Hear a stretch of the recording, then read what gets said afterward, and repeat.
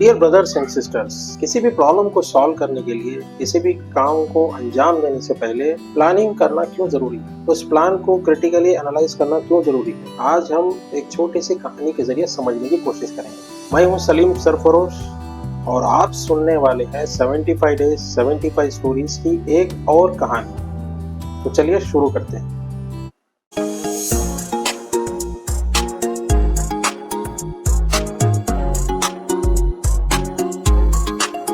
एक कहानी है मिस्टर पटेल की, जो कि एक बहुत बड़ी सोप फैक्ट्री ओन करते थे। मिस्टर पटेल के सोप्स कस्टमर्स के दरमियान बहुत मशहूर और मकबूल थे। सब कुछ ठीक चल रहा था, लेकिन अचानक एक दिन मिस्टर पटेल को कंप्लेंट्स आने शुरू हुए। ये कंप्लेंट्स क्या थे? कस्टमर्स जब ग्रोसरी स्टोर से सोप खरीद कर अपने घर ले गए तो उन्होंने पाया सोप बॉक्सेस एम्प्टी है, यानी सोप का जो डिब्बा है उसमें साबुन ही नहीं। तो ये देखकर कस्टमर्स फ्रस्ट्रेटेड हो गए और उन्होंने कंप्लेंट्स रेज की। इन कंप्लेंट्स को सुनकर मिस्टर पटेल बहुत ही हैरान और परेशान हो गए। आखिरकार उनकी सालों पुरानी कंपनी के रेपुटेशन का सवाल था। मिस्टर पटेल ने इन कंप्लेंट्स को सीरियसली लिया और फौरन कंपनी का काम रुकवा दिया, प्रोडक्शन बंद करवा दी और इंक्वायरी बिठा दी। काफी जांच पड़ताल करने के बाद मिस्टर पटेल को ये पता चला कि जो मशीन सोप पैक करती है उसमें कोई प्रॉब्लम आ चुकी है और उस प्रॉब्लम की वजह से ये मशीन हर कुछ देर में सोप को मिस कर रही है और एक एम्प्टी बॉक्स को असेंबली लाइन में छोड़ रही है। तो ये एम्प्टी बॉक्स असेंबली लाइन से गुजरते हुए पैक होकर कस्टमर तक पहुंच रहा है। तो ये सुनकर मिस्टर पटेल और परेशान हो गए। उन्होंने फौरन एक मीटिंग बुलाई।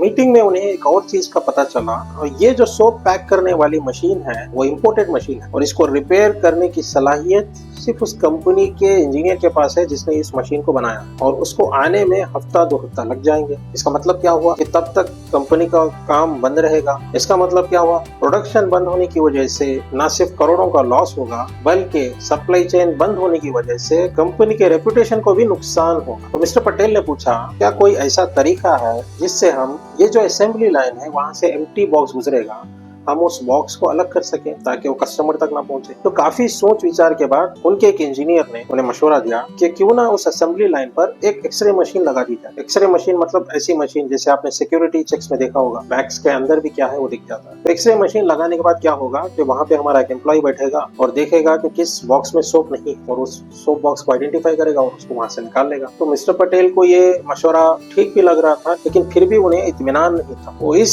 इस प्लान को टेस्ट करने के लिए, जायजा लेने के लिए असेंबली लाइन के पास गए और इमेजिन करने लगे, और वर्चुअली इमेजिन करने लगे कि किस तरीके से असेंबली लाइन से वहां पे एक्सरे मशीन बैठेगी और किस तरीके से सोप को अलग किया जाए। उन्हें कुछ ठीक नहीं लग रहा था, क्योंकि फिर उन्हें एक्सरे मशीन लाना है, उसके लिए फिर खर्चा करना है, उसके लिए एक आदमी बैठेगा और ये फिर ठीक से काम करेगा कि नहीं करेगा, उन्हें इत्मीनान नहीं था। ये सब करते हुए उनके बहुत ही पुराने तजुर्बेकार एम्प्लॉय मिस्टर राजेश ने उन्हें देखा, और मिस्टर राजेश ने पटेल साहब से पूछा कि क्या प्रॉब्लम है सर। तो मिस्टर पटेल ने उन्हें सारा प्रॉब्लम समझाया और उन्हें बताया, हमें कोई ऐसा सोल्यूशन चाहिए, ये जो असेंबली लाइन है यहाँ से जब सोप गुजरे, उन सोप्स में से एम्प्टी बॉक्स गुजर रहे हैं, उस एम्प्टी बॉक्स को अलग करना है। तो मिस्टर राजेश ने बताया, बस इतनी सी बात।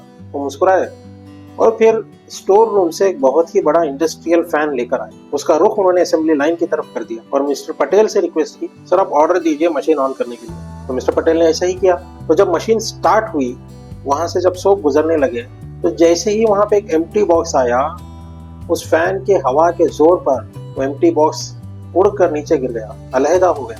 तो इस तरीके से बहुत ही कॉम्प्लिकेटेड प्रॉब्लम का एक बहुत ही सिंपल सोल्यूशन निकल कर आया। मिस्टर पटेल ये देखकर बहुत खुश हुए। अब ना उन्हें कोई एक्सरे मशीन लाने की जरूरत थी और ना ही काम रोकने की जरूरत। इस कहानी से हमें कई सबक मिलते हैं। सबसे पहला तो ये कि जब भी हम कोई काम करने वाले हैं, उसके लिए प्लान करना जरूरी है और उस प्लान को क्रिटिकली एनालाइज करना जरूरी है, जैसे कि मिस्टर पटेल ने किया। एक्सरे मशीन लाने से पहले उन्होंने उसे क्रिटिकली एनालाइज किया कि वाकई में क्या ये काम करेगा या नहीं। और जब भी हमारे सामने कोई प्रॉब्लम आए, प्रॉब्लम ओरिएंटेड थिंकिंग रखने की बजाय सोल्यूशन ओरिएंटेड थिंकिंग रखनी चाहिए, जैसे कि मिस्टर राजेश ने किया। उन्होंने ये नहीं देखा कि मशीन में क्या प्रॉब्लम है, उन्होंने ये देखा कि असल सोल्यूशन क्या है इसका, कि एम्प्टी बॉक्स को अलग करना। उसके लिए उन्होंने सिंपल सा सोल्यूशन पेश कर दिया। इस तरीके से जब हम सोल्यूशन ओरिएंटेड थिंकिंग रखेंगे तो बेहतर तरीके से सोच पाएंगे और बेहतर तरीके से अपने प्रॉब्लम को सॉल्व कर पाएंगे। तो उम्मीद है आपको ये कहानी आज की पसंद आई। कमेंट करके जरूर बताइएगा आपको ये कहानी कैसी लगी, और एक बार फिर इस वीडियो को आखिर तक देखने के लिए, लाइक, कमेंट और सब्सक्राइब के जरिए मुझे सपोर्ट करने के लिए,